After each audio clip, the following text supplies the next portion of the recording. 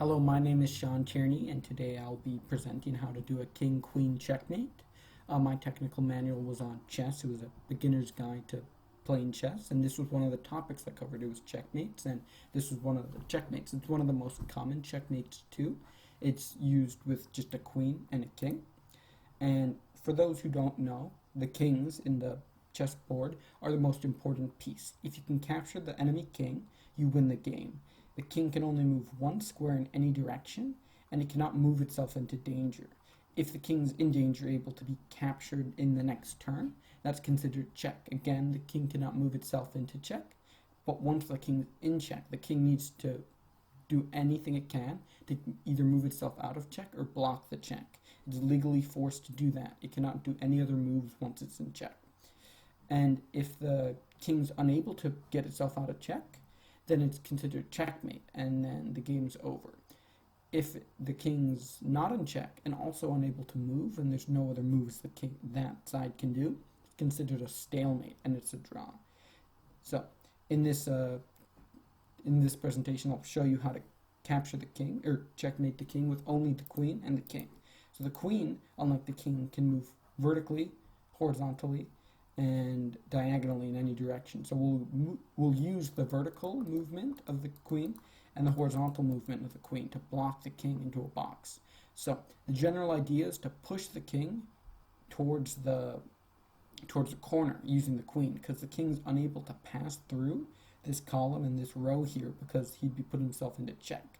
So the first step would be to move the queen towards the king, and you want to continually move the queen towards the king, the opposing king, pushing him into the corner. So this would then force the king to move to one of these squares, as he cannot pass these lines here, here. And it's also important to note that you don't want to allow the opposing side to capture queen. For example, if you move here, this would cause a stalemate because the king would then be able to capture queen, making it impossible for you to do a checkmate.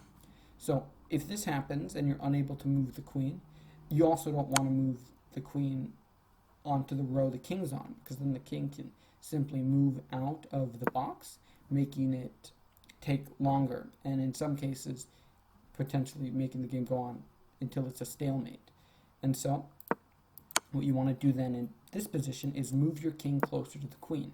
This will allow your king to defend the queen, making it uncapturable by the opponent's king. For example, if the king moves up here, you can move your queen right up to the king, because now your king's defending your queen, which is putting the opposing king into check. This also removes another row for the king to go to, so the king has to move to one of these two positions.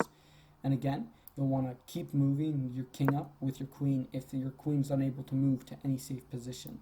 So, for example, now the king moved this way, farther away, and you can close off another row now.